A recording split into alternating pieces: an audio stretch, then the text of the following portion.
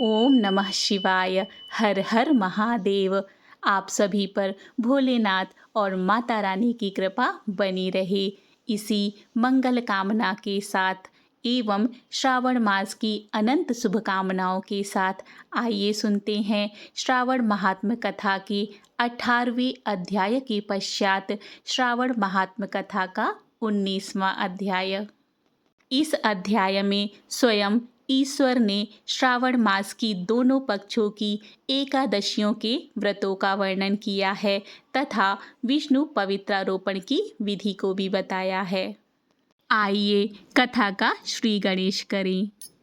ईश्वर और सनत कुमार संवाद में ईश्वर ने कहा, हे महामुने, अब मैं श्रावण मास के दोनों पक्षों की एकादशी तिथि को जो किया जाता है उसे कहता हूँ, आप ध्यान से सुनिए। हे वत्स, रहस्यमय अतिश्रेष्ठ महान पुण्य प्रदान करने वाले तथा महापातकों का नाश करने वाले इस व्रत को मैंने किसी से नहीं कहा है। यह एकादशी व्रत श्रवण मात्र से मनुष्यों को वांछित फल प्रदान करने वाला, पापों का नाश करने वाला, सभी व्रतों में श्रेष्ठ तथा शुभ है। 10वीं तिथि में प्रातःकाल स्नान करके शुद्ध होकर संध्या आदि कर ले और वेद वेत्ता, पुराणज्ञ तथा जितेंद्रिय विप्रों से आज्ञा लेकर 16 उपचारों से देवादिदेव भगवान का विधिवत पूजन करके इस प्रकार प्रार्थना करें। हे पुंडरीकाक्ष, मैं एकादशी को निराहार रहकर दूसरे दिन भोजन करूँगा या करूँगी। हे अच्युत, आप मेरे शरणदाता होइए। हे वत्स, गुरु, देवता तथा अग्नि की सन्निधि में नियम धारण करें और उस दिन काम क्रोध रहित होकर भूमि पर शयन करें। उसके बाद प्रातःकाल होने पर भगवान केशव में मन लगाएं। भूख लगने तथा प्रस्खलन, गिरना, ठोकर आदि लगना के समय श्रीधर इन शब्द का उच्चारण करें। हे वत्स, यह व्रत मोक्ष प्रदान करने वाला है, अतः 3 दिनों तक पाखंडी आदि लोगों के साथ बातचीत, उन्हें देखना तथा उनकी बातें सुनना, इन सब का त्याग कर देना चाहिए। तदंतर क्रोध रहित होकर पंचगव्य लेकर मध्याह्न के समय नदी आदि के निर्मल जल में स्नान करना चाहिए। सूर्य को नमस्कार करके भगवान श्रीधर की शरण में जाना चाहिए और वर्णाचार की विधि से सभी कृत्य संपन्न करके घर आना चाहिए। वहाँ पुष्प, धूप तथा अनेक प्रकार के नैवेद्यों से श्रद्धापूर्वक श्रीधर की पूजा करनी चाहिए।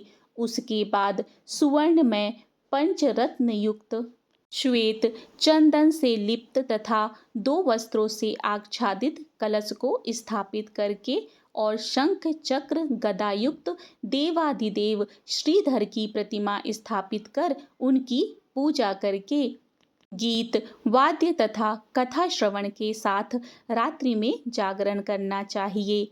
इसके बाद विमल प्रभात होने पर द्वादशी के दिन विधिवत पूजन करके कृतकृत्य होकर बुद्धिमान को चाहिए कि श्रीधर नाम का जप करे।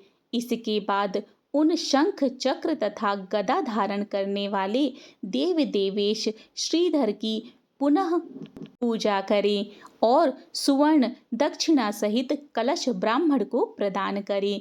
उस समय ब्राह्मण को विशेष करके नवनीत अवश्य प्रदान करें। इस प्रकार प्रार्थना करें, भगवान श्रीधर, आज आप मुझ पर प्रसन्न हो और मुझे अत्युत्तम लक्ष्मी प्रदान करें। हे मुनि श्रेष्ठ, इस प्रकार उच्चारण करके जगत गुरु श्रीधर से प्रार्थना करके श्रेष्ठ ब्राह्मणों को भोजन कराकर अपनी सामर्थ्य के अनुसार दक्षिणा देनी चाहिए। उसके बाद सेवकों आदि को भोजन कराकर गायों को घास खिलानी चाहिए। इसके बाद मित्रों तथा बंधु बांधवों समेत स्वयं भोजन करना चाहिए। हे सनत कुमार, मैंने आपको यह श्रावण मास की शुक्ल पक्ष की एकादशी व्रत की विधि बतला दी है। इसी प्रकार कृष्ण पक्ष की एकादशी में भी करना चाहिए। दोनों व्रतों में अनुष्ठान समान है, केवल देवताओं के नाम में भेद है। जनार्दन मुझ पर प्रसन्न हो, यह वाक्य बोलना चाहिए। शुक्ल एकादशी के देवता श्रीधर हैं और कृष्ण एकादशी के देवता जनार्दन हैं। हे सनत कुमार, यह मैंने आपसे दोनों एकादशियों के व्रत का वर्णन कर दिया है। इस एकादशी व्रत के समान पुण्य व्रत ना तो कभी हुआ है और ना ही होगा। आपको यह व्रत गुप्त रखना चाहिए और दुष्ट हृदय वाले को नहीं प्रदान करना चाहिए। ईश्वर बोले, हे सनत कुमार, अब मैं द्वादशी तिथि में होने वाले श्रीहरि के पवित्रारोपण व्रत की विधि का वर्णन करूंगा। पिछले अध्याय में देवी की कही गई पवित्रारोपण विधि के समान ही इसका भी पवित्रारोपण है। इसमें जो विशेष बात है उसे मैं बताऊंगा, सावधान चित्त होकर सुनिए। हे महामुने, इस व्रत के लिए जो अधिकारी बताया गया है उसे आप सुने। ब्राह्मण, क्षत्रिय, वैश्य, शूद्र तथा स्त्री, इन सभी को अपने धर्म में स्थित होकर भक्ति पूर्वक पवित्रारोपण करना चाहिए। द्विज को चाहिए कि अतो देवा अवन्तु नो यतो विष्णुर्वि चक्र में पृथिव्याः सप्त धामभिः, इस मंत्र से विष्णु की पूजा करें। स्त्रियों तथा शूद्रों के लिए नाम मंत्र है जिसके द्वारा वे विष्णु की पूजा करें। इसी प्रकार द्विज कद्रुदाय इस मंत्र से शिव की पूजा करें। स्त्रियों तथा शूद्रों के लिए नाम मंत्र है जिसके द्वारा वे शिव जी की पूजा करें। सतयुग में मणिमय, त्रेता में सुवर्णमय, द्वापर में रेशम का और कलयुग में कपास का सूत्र पवित्र के लिए बताया गया है। सन्यासियों को शुभ मानस पवित्रारोपण करना चाहिए।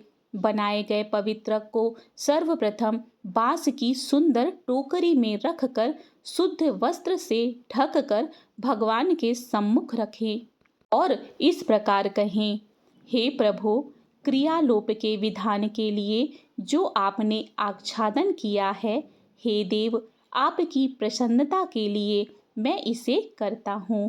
हे देव, मेरे इस कार्य में विघ्न ना उत्पन्न हो। हे नाथ, मुझ पर दया कीजिए। हे देव, सब प्रकार से सर्वदा आप ही मेरे परम गति हैं। हे जगतपते, मैं इस पवित्रक से आपको प्रसन्न करता हूँ या करती हूँ।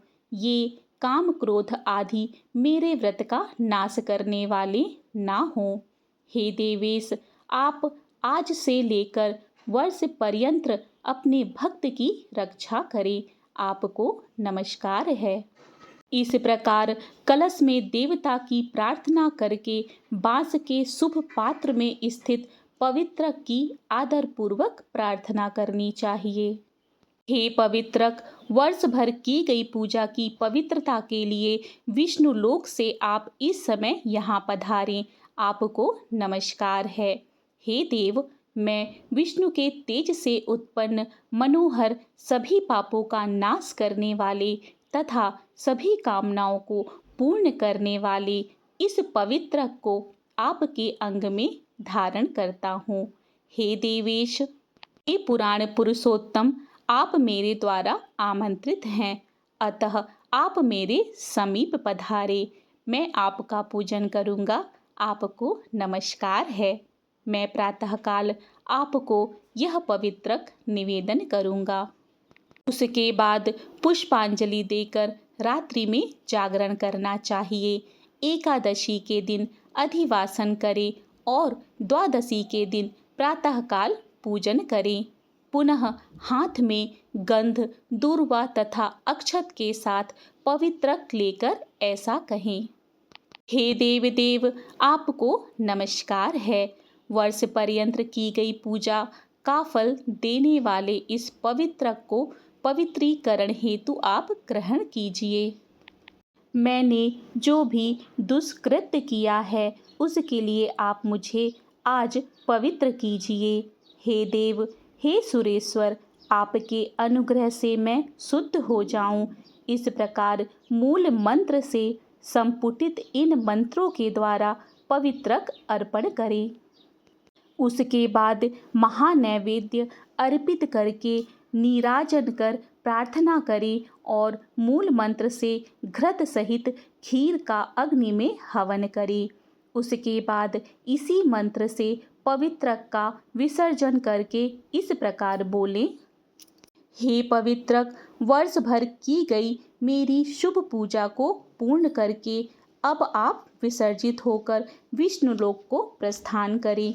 इसके पश्चात पवित्रक को उतार कर ब्राह्मण को प्रदान कर दे अथवा जल में विसर्जित कर दे। हे वत्स, मैंने आपसे श्री हरि के इस पवित्रारोपण का वर्णन किया है। इसे करने वाला इस लोक में सुख भोग कर अंत में वैकुंठ को प्राप्त करता है।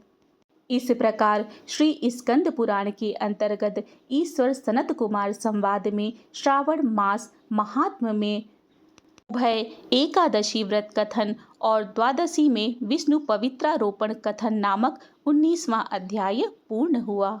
जय भोलेनाथ। हे भोले भंडारी, इस कथा को कहने में मुझसे कोई त्रुटि हुई है, मेरे शब्दों में कोई गलती है तो उसके लिए मैं क्षमा प्रार्थी हूँ। यदि आप सभी को आज की कथा अच्छी लगी है तो श्रावण महात्म्य कथा के 20वें अध्याय के लिए मेरे चैनल को सब्सक्राइब करें तथा अपने दोस्तों तथा रिश्तेदारों के साथ शेयर भी करें। मिलते हैं श्रावण महात्म्य कथा के 20वें अध्याय में। जय श्री कृष्ण। राधे राधे।